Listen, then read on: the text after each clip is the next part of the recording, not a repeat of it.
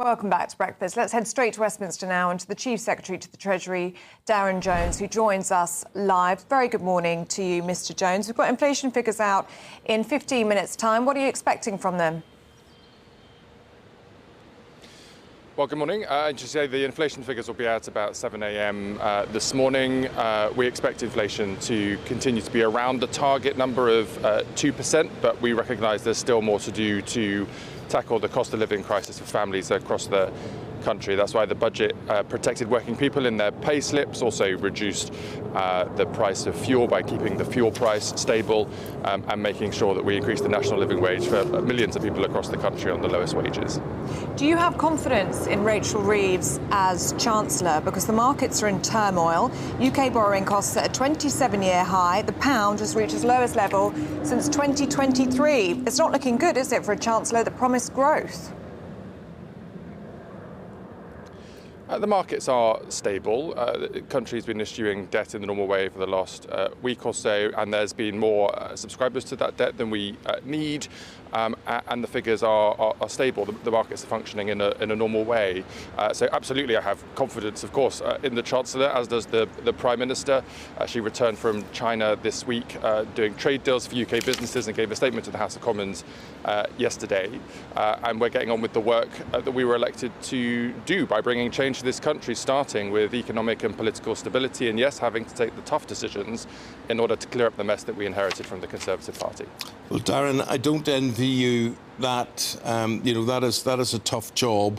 But what are your options, given the really sticky financial circumstances we find ourselves in?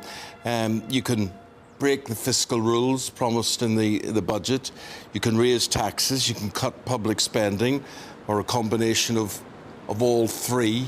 How would you predict the future?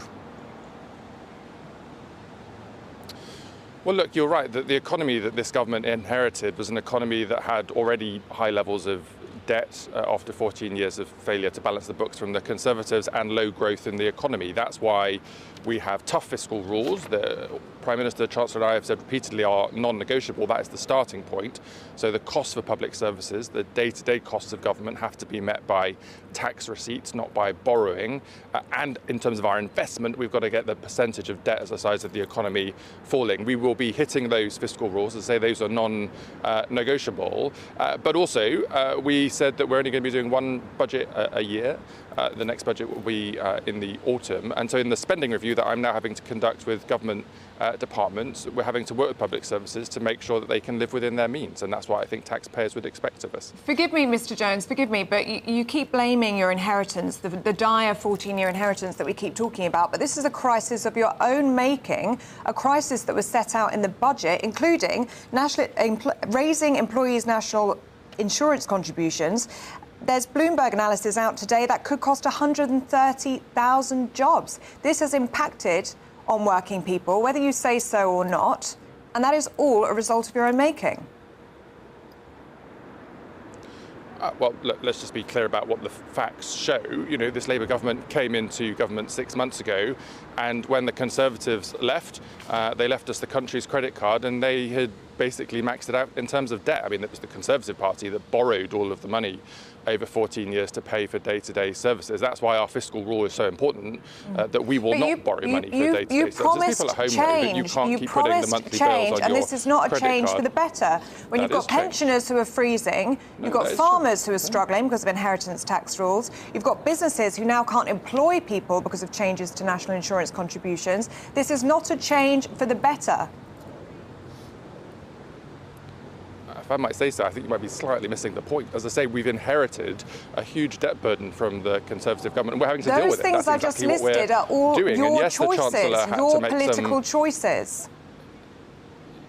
Yeah, and the question is why? Why did the Chancellor have to raise money from taxes on big business at the budget? It was because public services were in such a mess. And as Eamon was saying, we had a choice at the budget last year. You could either have cut tens of billions of pounds from the NHS in order to make the numbers add up that we inherited from the Conservative Party, or you could have invested in the NHS, which everybody agrees, I think, is the right thing to do. But the Chancellor made the decision to protect working people, not to increase taxes on people's pay slips, because because we're very conscious of the cost of living, and instead that's why we've had to ask bigger businesses to contribute more. But that was a budget that wiped the slate clean, that drew a line under what we inherited from the Conservatives, and we make no bones about the fact that we're now in government.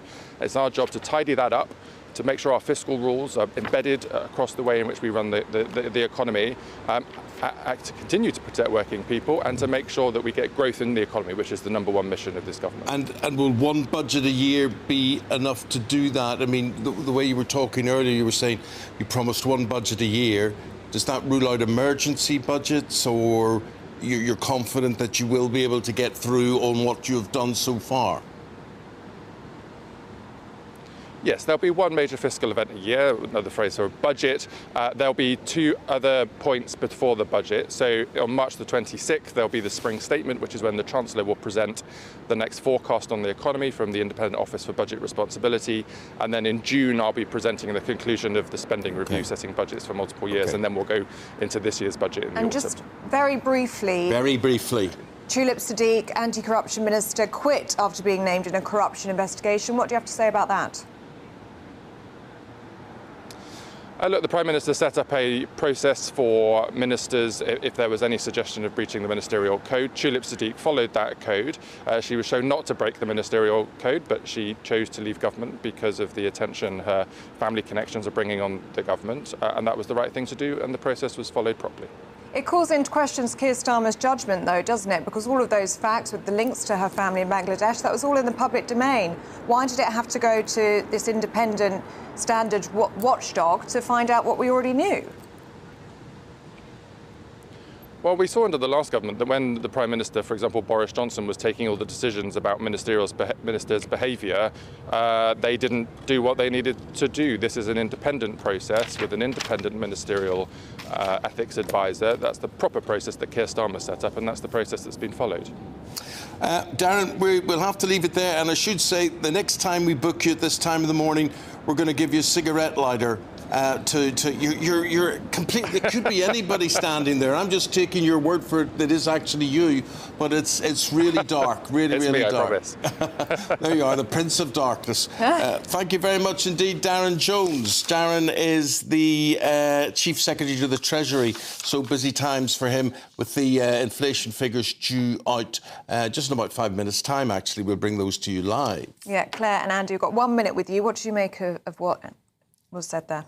Well, I think, I know people are bored of hearing it, but I think he's absolutely right. You know, the inheritance was terrible. Having said that, we know that from the budget, the employer national insurance increase has had a really damaging short-term impact. And I think now the Chancellor and Darren Jones are going to have to take steps to address that. Look, it's just ridiculous. There's no trust in the Treasury. There's no ability to add up in the Treasury.